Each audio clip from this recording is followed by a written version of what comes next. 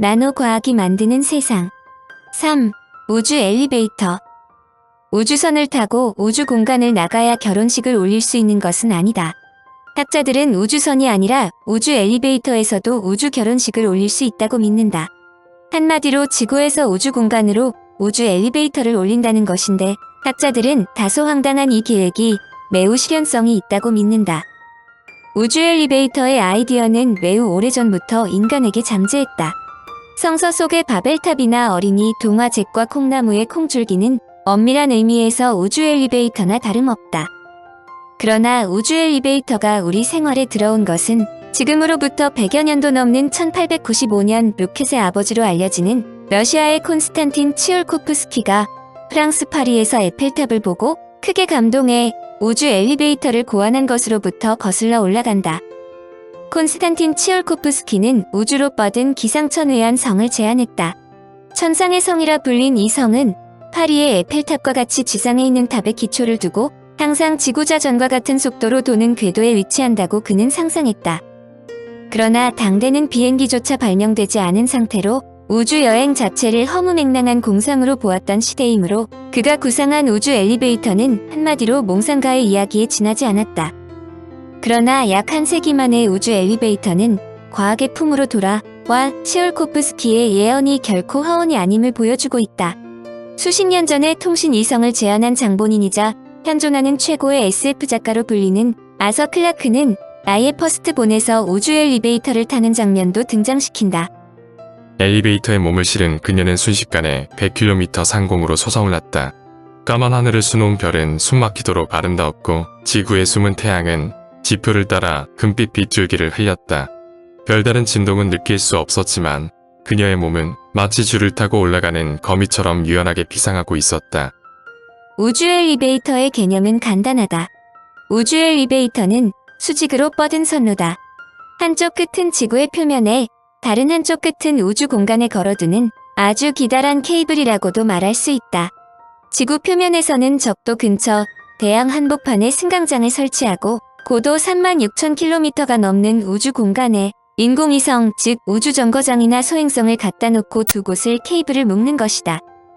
우주 엘리베이터를 이렇게 만드는 이유는 우주 엘리베이터의 케이블이 아무 것에도 고정되지 않은 채 우주 공간에 놓인다면 지구 중력 때문에 금방 무너지기 때문이다. 다행히 지구를 도는 물체는 지구에서 벗어나려는 원심력이 작용한다. 우주 엘리베이터가 지구를 돌면서 생기는 원심력이 구심력인 중력과 균형을 이루기 때문에 안정된 케이블은 우주 공간의 수직으로 꼿꼿이 매달려 있게 된다. 이때 지구의 승강장으로 약 50km에 달하는 거대한 탑이 필요하며 이곳까지는 일반 항공기가 이용된다. 문제는 우주 엘리베이터를 만들 수 있는 재료이다. 가장 먼저 떠오르는 생각이 강철로 만든 케이블과 탑인데, 강철로는 5km의 높이에도 이르지 못하고 자체 무게 때문에 붕괴되고 만다. 알루미늄의 경우에는 15km, 탄소와 에폭시 복합 재료는 115km 높이에도 못 미친다. 더욱 중요한 것은 우주 엘리베이터의 케이블은 지구 표면에서부터 정지 궤도에 이르기까지 점점 스트레스를 많이 받기 때문에 굵기가 달라야 한다. 구체적으로 말하면 정지 궤도에서 가장 굵고 지구 표면에 다가갈수록 점점 가늘어져야 하는 것이다. 지상에서 1cm로 출발하면 우주 정거장에서는 100m가 되어야 한다. 학자들은 탄소 나노튜브, 그래핀이 이런 문제점을 해결해 줄 수 있다고 믿는다. 탄소 나노튜브는 잡아당기는 힘에 대한 강도에서는 강철의 5분의 1 질량으로 강철보다 100배나 강하다. 우주 엘리베이터에는 당연히 케이블을 오르내리는 차량이 연결된다. 엘리베이터 차량은 지구와 우주 공간 사이에서 사람과 화물도 실어 나른다. 차량의 구체적인 후보로는 시속 수천 킬로미터에 달하는 속도로 여행할 수 있는 자기부상 열차가 연구되고 있다. 자기부상 열차는 고속을 유지할 수 있고 기계적으로 소모되지도 않는다. 전기 저항이 사라지는 초전도체의 성질 덕분에 에너지 손실은 거의 없다. 우주 엘리베이터는 여러 가지 목적을 갖고 있다. 가장 중요한 것은 우주 발사대이다. 지구에서 매번 로켓을 발사하는 것보다 고도 36,000km의 우주 정거장에서 달이나 화성 기지로 우주선을 발사하면 여러 가지 면에서 유리하다. 우주 엘리베이터를 이용하면 지상에서 고도 36,000km의 우주 정거장까지 화물을 옮기는 데 드는 에너지는 현재의 우주왕복선이나 로켓보다 훨씬 적게 든다. 이래 수송한도도 로켓은 20톤이지만 우주 엘리베이터는 1000톤까지 가능하다. 로켓이 발사될 때처럼 무시무시한 진동도 폭발 위험도 없다.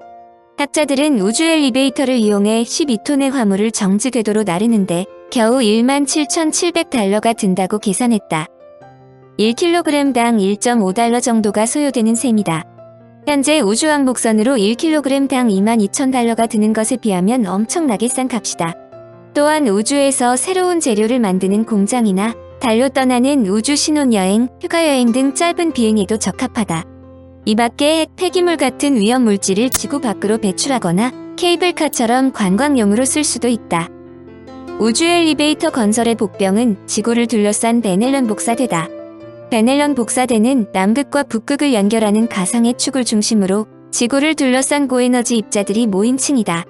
지상 1000에서 2만 킬로미터에 위치하며 전리층에 분포한 자기장과 함께 지구로 날아오는 태양풍을 막아주는 역할을 한다. 반면 인간을 포함한 생물체의 유해한 방사선이 가득한 위험지대로 목숨까지 잃을 수 있다는 설명이다. 현재 알려진 우주 엘리베이터의 속도는 시속 약 200km인데 이 속도로는 베넬런대에서만 3에서 4일을 보내게 된다. 이런 경우 승객은 우주인이 일반적으로 경험하는 양의 약 200배나 많은 방사선에 노출된다. 물론 이에 대한 대안은 엘리베이터 자체를 애초 계획보다 더 크고 튼튼하게 만드는 것으로 학자들은 베넬런 복사대 문제는 해결될 수 있다고 추정한다. 학자들은 적어도 50년 안에 우주 엘리베이터가 완성될 것으로 본다. 탄소 나노튜브와 그래핀을 활용하면 강도 문제는 해결될 수 있다는 전제다. 미국 매사추세츠 공대의 제프 후프만 교수는 우주 엘리베이터는 만약의 문제가 아니라 언제쯤의 문제라며 그 시간을 당기는 것은 인간의 의지에 달렸다고 말했다. 나노테크의 발전 비밀. 나토테크의 비약적인 발전은 현미경이라는 장비가 개발되었기 때문이다. 끝의 이야기에 물리노벨상이 만든 세상, 나노과학의 1등 공신, 현미경에서 그동안의 현미경 개발에 대해 설명했는데 이는 인간들이 확대 현상을 발견하면서 큰 것에서 작은 것으로, 작은 것에서 더 작은 것으로 관심의 영역을 확대했기 때문이다. 이런 호기심이 인간의 눈으로 볼 수 있는 영역보다 한참 아래인 10억분의 1이라는 나노 세계까지 파악할 수 있게 했는데 현재 나노과학을 주도하고 있는 원자현미경은 기존의 현미경과 차원이 다르다. 나노 단위로 내려가면 빛 자체가 점과 점 사이를 구분해주지 못하기 때문에 광학현미경을 이용해 아무리 확대를 해도 한 덩어리로 밖에 볼 수 없다. 따라서 이를 구분해서 볼 수 있게 도와주는 장치가 필요한데 이것이 전자현미경과 원자현미경이다. 제1세대 광학현미경과 제2세대 전자현미경에 뒤를 이어 등장한 원자현미경은 제3세대 현미경으로 불린다.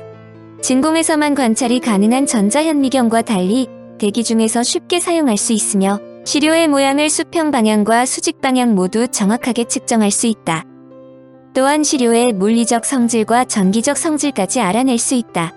특히 광학현미경의 배율이 최고 수천 배, 전자현미경의 배율이 최고 수십만 배인데 비의 원자현미경의 배율은 최고 수천만 배여서 원자 하나하나를 자세히 관찰할 수 있다. 또 원자지름의 수십분의 1까지도 측정해낼 수 있다.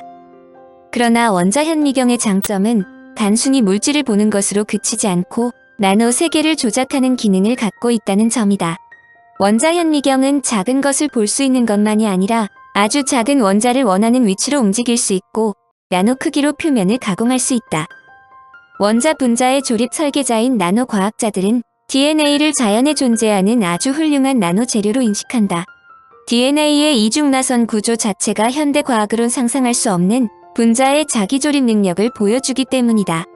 DNA를 이루는 염기인 구아닌은 시토신과 티민은 아데닌과 만날 때 결합하는 성질을 지닌다.